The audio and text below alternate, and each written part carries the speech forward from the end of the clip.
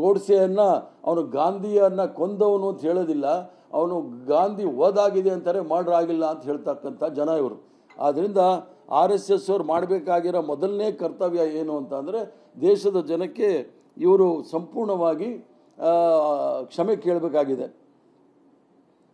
ಅದಲ್ಲದೆ ಸ್ವತಂತ್ರ ಹೋರಾಟದಲ್ಲಿ ಯಾವುದೇ ರೀತಿಯ ಪಾಲ್ಗೊಳ್ಳದೇ ಇರತಕ್ಕಂಥವ್ರಿಗೆ ಕಾಂಗ್ರೆಸ್ ಪಕ್ಷ ಅಥವಾ ಸ್ವತಂತ್ರ ಹೋರಾಟಗಾರರು ಇವ್ರಿಗೆ ಅವಕಾಶ ಕೊಟ್ಟಿದ್ದಾರೆ. ಪ್ರಜಾಪ್ರಭುತ್ವದಲ್ಲಿ ಇದ್ದು ಸರ್ಕಾರಿ ಸೌಲಭ್ಯಗಳನ್ನು ಸೌಕರ್ಯಗಳನ್ನು ತೆಗೆದುಕೊಳ್ಳೋಕ್ಕೆ ಅವಕಾಶ ಮಾಡಿಕೊಟ್ಟಿದ್ದಾರೆ. ಅದಕ್ಕೋಸ್ಕರ ಸ್ವತಂತ್ರ ಹೋರಾಟದಲ್ಲಿ ಪಾಲ್ಗೊಳ್ಳದೇ ಇರೋದಕ್ಕೆ ಇವರು ಅಪಾಲಜಿ ಕೇಳಬೇಕಾಗುತ್ತೆ. ಅದು ಮತ್ತು ಇವರು ಯಾಕೆ RSS ಅವರು ಈ ದೇಶದಲ್ಲಿ ನಡೆಸಲಿಕ್ಕೆ ಆಗೋದಿಲ್ಲ ಅಂತ ಹೇಳಿದರೆ ಬಹುತ್ವದ ವಿರುದ್ಧ ಇರತಕ್ಕಂಥವ್ರು. ನಾವು ಕಾಂಗ್ರೆಸ್ ಪಕ್ಷಕ್ಕೆ 140 ವರ್ಷ ಆಗಿದೆ. ಶ್ರೀಮಾನ್ ಮಲ್ಲಿಕಾರ್ಜುನ್ ಖರ್ಗೆ ಅವರು 61ನೇ ಕಾಂಗ್ರೆಸ್ ಪಕ್ಷದ ಅಧ್ಯಕ್ಷರು. ಇವರು 100 ವರ್ಷ ಆಗಿದೆ RSS ಅವರು. ಇವರಲ್ಲಿ ಇರ್ತಕ್ಕಂಥವ್ರು 7 ಸರಸಂಘ ಚಾಲಕರಾಗಿರ್ತಕ್ಕಂಥವ್ರು. ಅದರಲ್ಲಿ 6 ಜನ ಒಂದೇ ಜಾತಿಯಲ್ಲಿ ಇರ್ತಕ್ಕಂಥವ್ರು.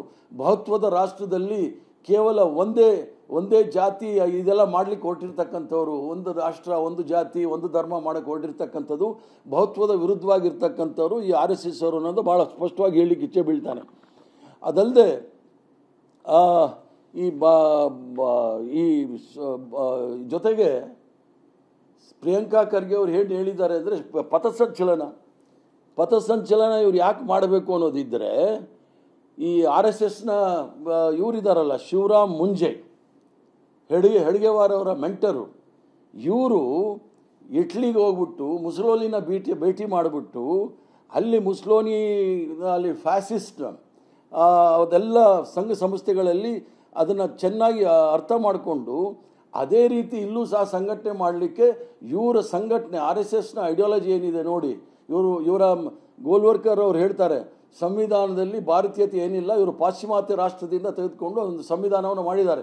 ನಾವು ಪ್ರಜಾಪ್ರಭುತ್ವಕ್ಕೆ ಒಳ್ಳೆ ಕೆಲಸ ಆಗಲಿಕ್ಕೆ ಎಲ್ಲ ದೇಶದಲ್ಲಿ ಇರ್ತಕ್ಕಂಥ ಒಳ್ಳೆಯದನ್ನು ತೆಗೆದುಕೊಂಡು ನಾವು ಸಂವಿಧಾನವನ್ನು ಮಾಡಿದ್ದಾರೆ. ಆದರೆ ಇವರು ಯುರೋಪಲ್ಲಿ ಇರ್ತಕ್ಕಂಥ ಫ್ಯಾಸಿಸ್ಟ್ ಅಧಿಕಾರದಲ್ಲಿ ಯಾರ್ಯಾರಿದ್ದರು ಅವ್ರು ಯಾವ ಥರ ಇನ್ಸ್ಟಿಟ್ಯೂಷನ್ ಮಾಡ್ತಾರೆ ಅಂಥೇಳಿ ಮಾಡಿದರು. ಅದನ್ನು ಇವರು ನಾಸಿಕ್ಕಲ್ಲಿ ಒಂದು ಬೋನ್ಸಾಲ್ ಮಿಲಿಟ್ರಿ ಸ್ಕೂಲ್ನ ಮಾಡ್ತಾರೆ. ಅಲ್ಲಿ ಟ್ರೈನಿಂಗ್ ತೆಗೆದುಕೊಂಡಿರ್ತಕ್ಕಂಥವ್ರು ಇವರು RSS ಅವರು ಮೊದಲು ಹಿಂದೂ ಮಹಾಸಭಾದ ಮಿಲಿಟ್ರಿ ವಿಂಗ್ ಆಗಿತ್ತು, ಈಗ ಭಾರತೀಯ ಜನತಾ ಪಾರ್ಟಿಯ ಮಿಲಿಟ್ರಿ ವಿಂಗ್ ಆಗಿದ್ದಾರೆ.